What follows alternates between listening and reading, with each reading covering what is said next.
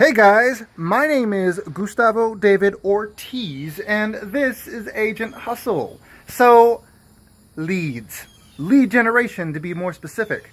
That is probably the most important part of being a real estate agent, is having a good lead generation program. So there's a number of ways that you can generate leads, whether they're FSBOs, which is short for sale by owner, essentially calling them and saying, trying to convince them that, hey, you're not going to probably sell your property. You're going to need a realtor to help you with that, right? You can call expireds. So expireds are like people who have listed their property, but their property has essentially, the listing itself has expired, which in this market it's very difficult to do because it's a seller's market right now, but it does happen, and it could be for any number of reasons. It could be because the seller wanted to sell the house for too much money, or maybe the home wasn't in good order, or just didn't have good pictures, or any number of reasons, right? The agent just could not, maybe the agent is bad or just inexperienced, right? So any number of reasons why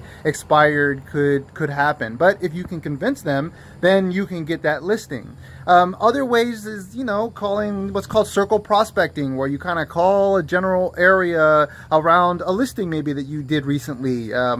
Calling renters. Renters is another way that you can generate leads. At the end of the day, you have to figure out some system to generate leads. One of the ways that we do it in our team is we also have ads in Facebook, in Trulia, in Zillow, stuff like that. Of course, that can be expensive, so just be aware that unless you have that kind of money, that may not be necessarily the way to go if you're first starting out.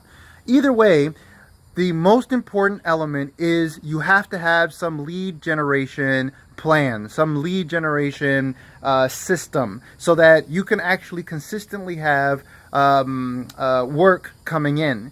Now, it doesn't matter what plan you have, you just got to make sure that you keep working it.